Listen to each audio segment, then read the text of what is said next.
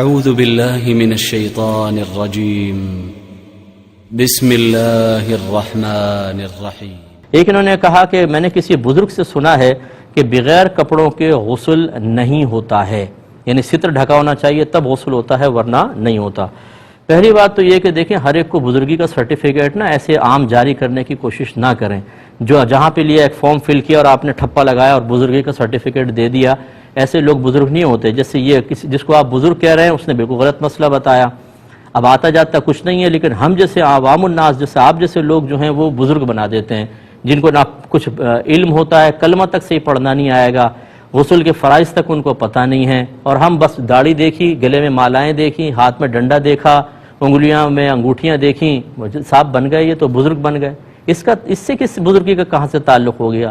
اِنَّا أَكْرَمَكُمْ عِنْدَ اللَّهِ أَتْقَاكُمْ، بے شک اللہ تعالیٰ فرماتا ہے کہ بے شک تم میں سے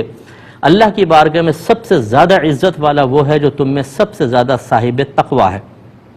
اور تقوی پرہیزگاری علم کے بغیر نہیں آ سکتی، لہذا صاحب علم اور صاحب تقوی باعمل آدمی ان سے مسئلہ پوچھیں، اور خصوصاً مفتیان کرام سے یا ان سے نیچے درجہ پھر علماء کرام جو واقعی مسائل کو جانتے ہیں ان سے پوچھیں۔ اب انہوں نے غلط مسئلہ بتایا اور آپ کہہ رہے ہیں میں نے ایک بزرگ سے سنا ہے، یعنی آپ کے نزدیک ہر داڑھی والا بزرگ ہے۔ ایک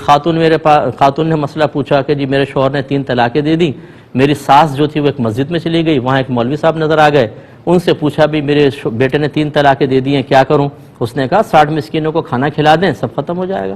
انہوں نے کہا 60 مسکینوں کو کھانا کھلا دیا، ہمارے گھر پہ آ کے بتایا، وہ بچی کہتی ہے کہ ہم سب جاہل تھے، میں چلی گئی اور کئی سال ساتھ رہی ہوں، اب پتہ چلا ہے کہ یہ تو مسئلہ ہی غلط بتایا گیا تھا۔ اب یہی ہوتا ہے مسجد میں کوئی خادم صاحب مؤذن صاحب بھی ہوں گے نا داڑھی والے تو وہ عالم ہے ہمارے نزدیک، کیونکہ مسجد میں ہے۔ ایسا نہیں ہوتا ہے، آپ چلتے پھرتے کسی بھی کالے کوٹ والے کو اپنا کیس دے دیں گے، یا ہر جو ہاسپٹل کے اندر آپ کو آدمی نظر آئے گا وہ ڈاکٹر ضرور ہوگا؟ یہ چیزیں ذرا سوچا تو کریں۔ تو خلاصہ کلام یہ ہے کہ یہ کوئی سنت نہیں ہے، یہ جو انہوں نے بتایا اور بالکل غلط مسئلہ بتایا ہے۔ کپڑے اتار کر غسل کیا جائے گا، کپڑے ڈھک کر کرنے کی کوئی ضرورت نہیں ہے، اور کپڑے اتارنے کے بعد وضو بھی ٹھیک ہے اور غسل بھی ٹھیک ہے۔ ہاں میں نے بتایا آپ کو زبان سے کچھ نہیں پڑھیں گے، یہ جو مسئلہ بتایا غلط بتایا، گناہ کبیرہ کے مرتکب ہوئے، اور آپ نے اگر اس کو آگے بتایا تو آپ بھی گناہ کبیرہ کے مرتکب ہوئے، کیونکہ غلط مسئلہ بتانا منع ہوتا ہے۔